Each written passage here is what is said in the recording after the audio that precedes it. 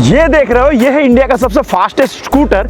इसमें traction control है, ABS है, इसमें कीलेस एंट्री है, मतलब क्या क्या है मैं आपको क्या बताऊं। और इसका कंपैरिजन मैं करने वाला हूं एक मोटरसाइकिल के साथ, जो कि है यामाहा की MT-15। ये थोड़ा आपको अटपटा लगा ना कि एक स्कूटर के साथ मैं कैसे एक मोटरसाइकिल का कंपेयर कर सकता हूं, बट भैया ये कोई आम स्कूटर नहीं है। इसके अंदर जो इंजन लगा हुआ है ये R15 का है, या फिर अगर मैं बोलूं सेम 155 सीसी वाला जो इंजन है इन भाई साहब के अंदर में लगा, और ये गाड़ी 130 से 140 का टॉप स्पीड जनरेट करती है। सो आज मजा आने वाला है ये कमाल का रिव्यू देख के कि एक स्कूटर का कंपैरिजन एक मोटरसाइकिल के साथ।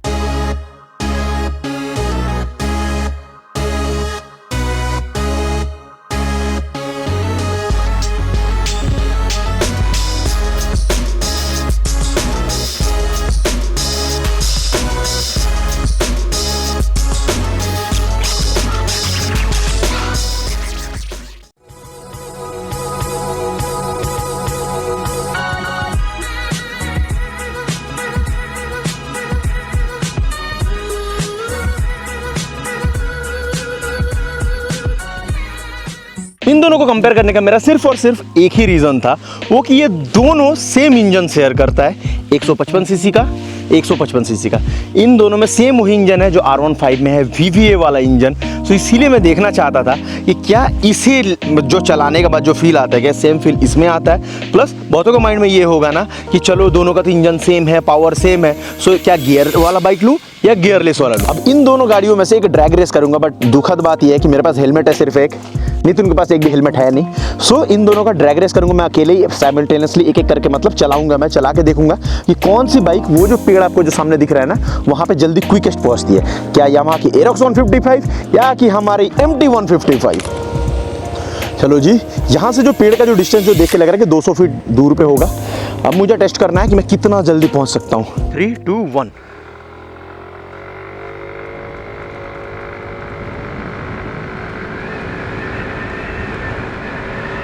वाह, क्या बात है भाई, क्या ही गोली की तरह निकली है यार ये गाड़ी। सो अभी राउंड 2 में मेरे पास है MT-15 और बोलूं तो MT-155। सो ये कितना टाइम में लगेगा, क्योंकि मेरा जितना भाई मन कहता है कि यही तेज जाएगा, क्योंकि जो एरोक्स है ना, एरोक्स काफ़ी क्विक, जो स्टार्टिंग जो में काफ़ी स्लो है।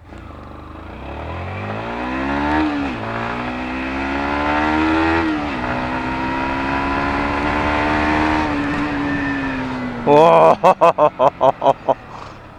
भाई, अब यहाँ पे दो चीज़ है जो मेरा पर्सनल जो टेक है। ये पहला बात ऐसा लगता है कि अगर आपको गियर शिफ्ट करना ना पड़े, जैसे कि क्विक शिफ्टर जैसे काम करता है, R15 में जैसे काम करता है, सो शायद उसके हिसाब से आपका जो ये जो स्कूटर है वो तेज जाएगा। बट एक इसमें सबसे बड़ा जो मेरे को जो फ्लॉ लगा, जो फर्स्ट जो इनिशियल जो टॉर्क है, बेसिकली इनिशियल जो पिकअप है वो काफ़ी लेट लेती है। बट वहीं पर जब अगर आप 30, 40, 50 का आप अगर स्पीड एक बार आप टच कर जाते हो, सो आपका MT-15 बेसिकली अगर बोलूँ तो एक मोटरसाइकिल कंपैरिजन में वो स्कूटर काफ़ी तेज जाता है। सो ये दो चीज़ है कि अगर आप चाहते हो कि आपका इनिशियल जो टॉर्क है, जो इनिशियल जो आपका जो पिकअप है वो आपको क्विक मिले, तो any day go for a motorcycle. आपका स्कूटर से नहीं होने वाला। बट अगर आप चाहते हो क्विक, ट्रैफिक में क्विक निकलो, थोड़ा वो जो आपका जो गियर शिफ्टिंग का जो हैजल है ना उससे आप निकल पाओ, so any day scooter best है। और खास करके ये स्कूटर ये एक अलग ही फील देता है जब ये 30, 40 का स्पीड जब क्रॉस कर जाता है। 80 to 100 जाने में इसको जरा सा भी टाइम नहीं लेता ये गाड़ी। तो उस जगह में कहीं ना कहीं इस गाड़ी से फार बेटर है एक स्कूटर, एक मोटरसाइकिल से। बट अगर इंजन के अलावा भी अगर किसी चीज़ का मैं बात करूं तो एक चीज़ में ये जो एरोक्स है ना ये उससे फार बेटर है। एक तो स्टाइलिंग में और दूसरा आपका आता है टेक्नोलॉजी में। इसमें टेक्नोलॉजी कुछ बहुत ही मेरे को अच्छा लगा, जैसे कि एक तो भैया कीलेस एंट्री, इसमें आपको चाबी का जरूरत नहीं पड़ता है। इस गाड़ी का चाबी ये है, ये वाला चीज़ देख रहे हो ना, ये पैकेट में है क्योंकि नया एकदम गाड़ी ब्रांड न्यू, तो इसे मैं अभी खोल नहीं सकता। तो इस चीज़ को सिर्फ आपको पॉकेट में रखना है, ये रख लोगे आप पॉकेट में, और उसके बाद आपको यहाँ से सिर्फ इसको ऑन करना है। सो ये आपका यहाँ से ऑन हो गया और इधर आओगे, सो यहाँ पे आपका कंसोल ऑन हो जाता है। तो यहाँ पे किसी भी चाबी का डालने का आपका जरूरत नहीं है। वहीं पे अगर MT-15 में आओगे तो वही कन्वेंशनल वे में जैसे चाबी लगता है एक गाड़ी में, वैसे ही सेम इसमें चाबी लगता है। सो वहाँ पे ये गाड़ी काफ़ी ज़्यादा कूल लगती है, क्योंकि ऐसा आपको कार में देखने को मिलेगा या फिर आपको महंगे से महंगी BMW जो कि 15-20 लाख की जो बाइक्स है ना उनमें आपको देखने को मिलेगा। बट यहाँ पे ये 1.5 लाख के स्कूटर के अंदर ये दिया गया। फिर एक चीज़ बहुत अच्छा है कि जब अगर मैं ओपन पे आऊँ तो अगर फ्यूल पे क्लिक करूँ सो ये ऐसे पॉपअप हो जाता है, तो आप यहीं से बैठे बैठे आप फ्यूल भर सकते हो। वही अगर आप पीछे सीट को दबाऊं सो भाई साहब का सीट भी खुला जाता है। जो कि काफ़ी बड़ा है, काफ़ी अच्छा बूट स्पेस है। एक प्रॉपर जो एक हेलमेट है ना, जो बड़ा वाला हेलमेट होता है, जैसे मेरे इस साइज़ का हेलमेट, वो कैमरा लगा है तो मैं भी रख के आपको दिखाऊंगा नहीं, बट वो हेलमेट आराम से इसके अंदर आ जाता है। तो ये बहुत ही अच्छा चीज़ है कि एक स्कूटर के अंदर इसको छोटा तो बनाया गया है ताकि आप इसे तेज़ चलाओ, बट उसके साथ साथ जो बूट स्पेस है ना, बूट स्पेस में कोई कसर नहीं छोड़ा गया, इसमें जगह है बूट स्पेस का। अब अगर कंपैरिजन के दूसरे हिस्से में आऊँ तो इसमें जो टायर आपको देखने को मिलता है ना, सेम टायर इसमें देखने को मिलता है। और मैं ये मजाक नहीं बोल रहा हूँ, सिर्फ अगर कुछ छोटा है तो इसका जो एलॉय का जो साइज़ है, और वो भी बट इसमें उतना भी छोटा नहीं है। ये नॉर्मल स्कूटर्स में जहाँ पे 12 इंच का एलॉय होता है, इन भाई साहब के अंदर आपको देखने को मिलेगा भैया 14 इंचेस का, 14 इंचेस का एलॉय। ये है 17 इंचेस का, 17 इंचेस का। अभी दोनों में डिफरेंस देखो, नॉर्मल स्कूटर से काफ़ी बड़ा है। अब टायर के साइज पे आऊँ ना भाई, ये आपका दिमाग हिला सकता है। यहाँ पे टायर देखो कितना है, 110/80, 110 डायमीटर का। ये सेम चौड़ाई मेरे डोमिनार 400 में है, मतलब ये सेम टायर मेरे डोमिनार के लिए भी हो जाएगा, मतलब इसका हाइट और चौड़ाई के हिसाब से, ठीक है। और वहीं पर अगर यहाँ पे आओगे, इसमें मिलता है 100/80, तो इससे मोटा है इस स्कूटर का टायर। ये बड़ा इंटरेस्टिंग चीज़ है। वहीं अगर आप पीछे की तरफ आओगे तो पीछे में आपको जो टायर जिसमें जो देखने को मिलता है MT-15 में, वो है 140/70 डायमीटर्स का, यानी कि 140/70 का।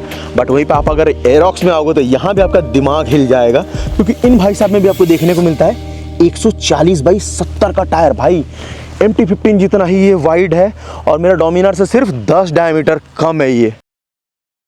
अब बात करें इसका कंसोल का, तो इसमें एक प्रॉब्लम है, जिसके कारण मैंने नितिन को बोला था कि यहाँ पे आके थोड़ा खड़ा हो जाओ, क्योंकि आप देखोगे इसके ऊपर जो ये ग्लास लगा हुआ है ना, बहुत ज़्यादा रिफ्लेक्ट कर रहा है। आप मेरे को ही देख पा रहे हो, स्क्रीन दिख नहीं रहा है। इसको पूरा ढकने पे तो आप देख पाओगे, तो यहाँ पे देखोगे सारा चीज़ है, जैसे आपको टैकोमीटर देखने को मिल जाता है, यहाँ पे फ्यूल गेज ये मिलता है, स्पीडोमीटर काफ़ी ब्रॉड सा बड़ा सा है, ये बहुत अच्छा लगा।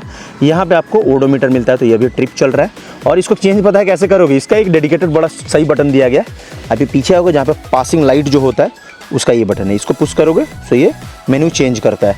सो एज यू कैन सी, जितना पुश करोगे ये मेन्यूज़ चेंज हो रहा है। सो ये बड़ा अच्छा चीज़ मुझे लगा।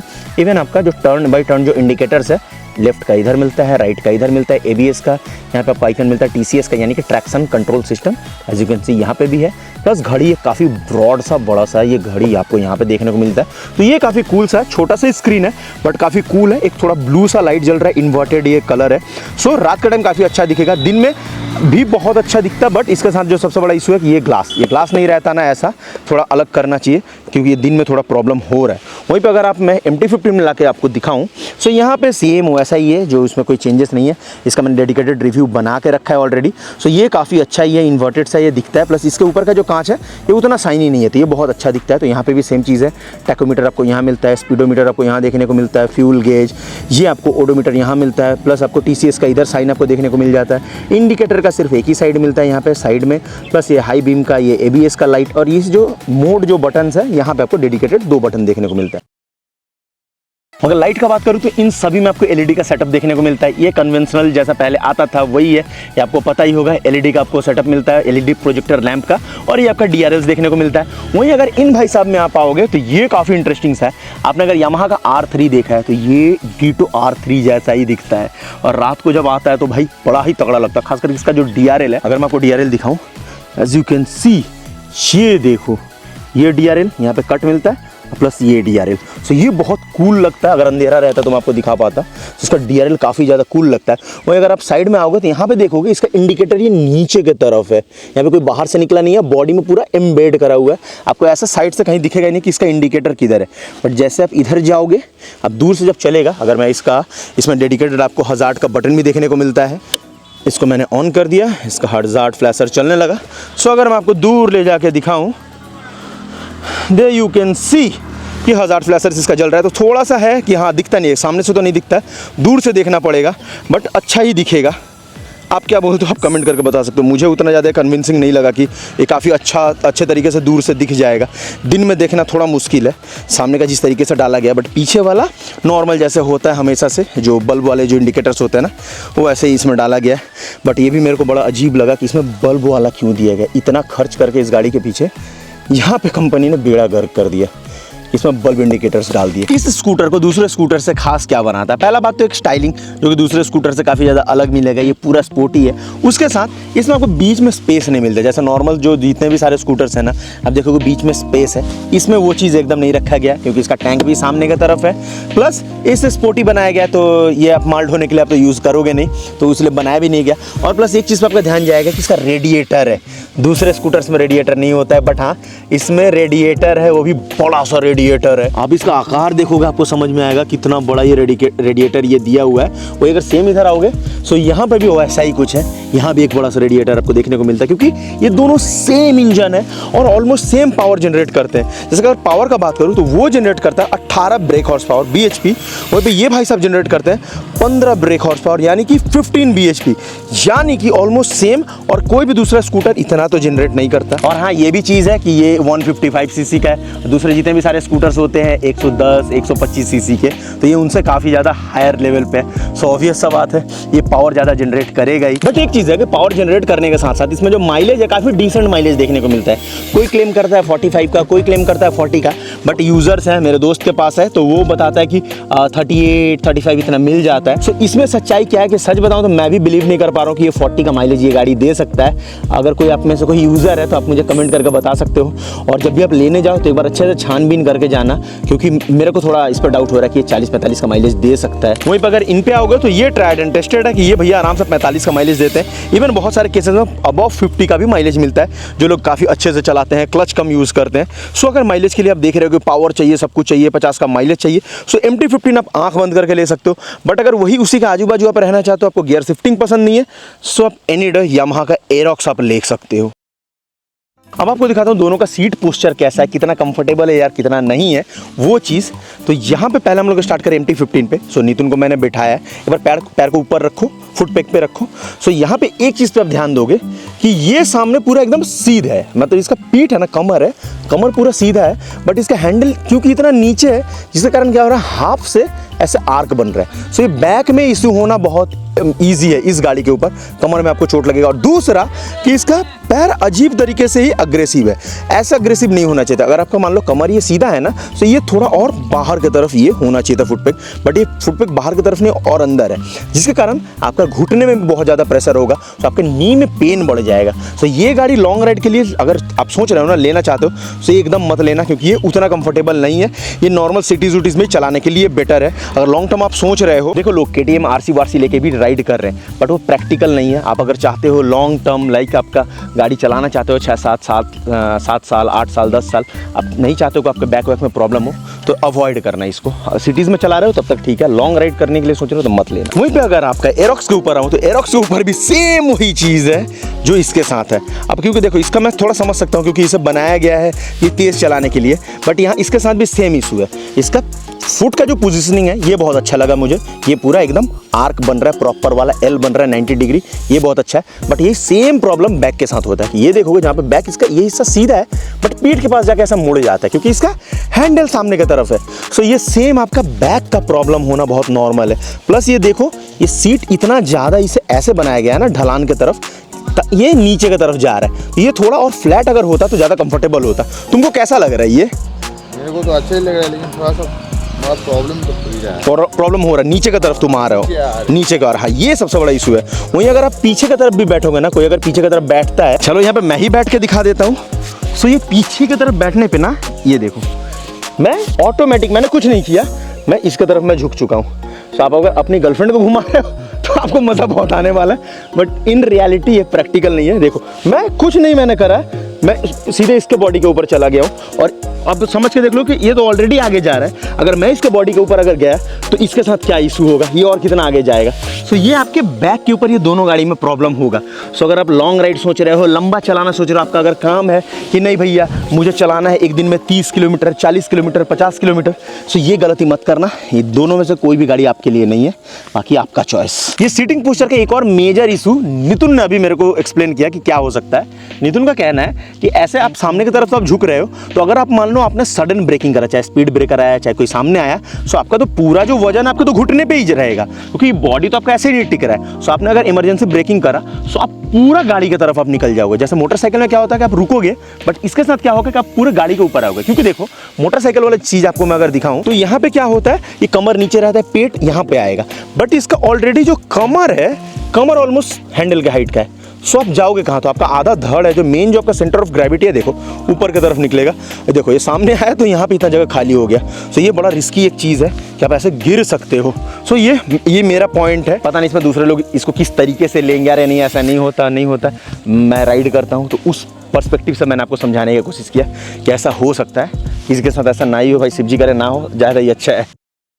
अब बात करते हैं जो सबसे इंपॉर्टेंट चीज़ है, वो है प्राइसिंग का। तो यहाँ पे एक बड़ा ही गड़बड़ सा चीज़ है, मतलब मेरे को पर्सनली लगा कि इस भाई साहब का प्राइस जो है एक स्कूटर के कंपैरिजन में, 150 सीसी के स्कूटर के कंपैरिजन में काफ़ी ज़्यादा है। जिसका टॉप वेरिएंट है, मैंने जो यहाँ पे देख रहा हूँ, यहाँ पे बेसिकली यहाँ पे 2 वेरिएंट है, एक स्टैंडर्ड है, एक एस वेरिएंट है। तो ये है एस आपका टॉप वेरिएंट है, जिसमें ब्लूटूथ सारा चीज़ आता है। तो इसका एक शोरूम जो प्राइस पड़ता है 1,54,000 पड़ता है, मतलब 1,54,000, और ऑन रोड आते आते हो जाता है 1,80,000, 1,81,000, 82,000, ऐसे 1,80,000 का।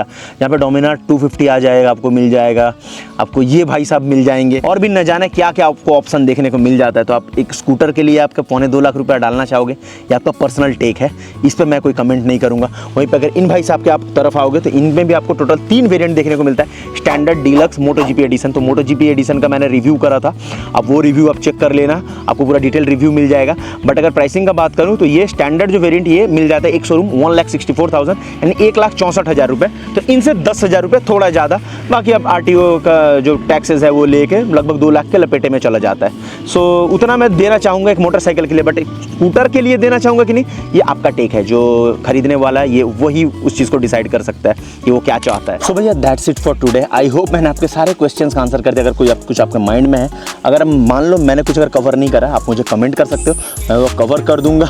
आई नो ये थोड़ा वियर्ड सा हो गया है एक स्कूटर का बाइक के साथ कंपैरिजन, बट मेरे माइंड में आया था कि ये इंटरेस्टिंग हो सकता है, इसलिए मैंने किया। अच्छा लगा है, लाइक कर देना। आप मुझे इंस्टाग्राम पर फॉलो कर सकते हो, इवन मेरा जो ब्लॉगिंग का जो चैनल है मोटो ब्लॉगिंग का, सूरज सिंह राजपूत, आप उसे भी सब्सक्राइब कर सकते हो मेरे राइडिंग वाले वीडियोस देखने के लिए, मेरे मोटो ब्लॉग वीडियोस देखने के लिए। सो भैया इस नोट में मैं आपसे बोलता हूँ नेक्स्ट वीडियो में, till then ride safe, use helmet and respect your parents, respect your country. जय हिंद, टाटा, बाय बाय। हाँ जी, बाय बाय, बाय बाय।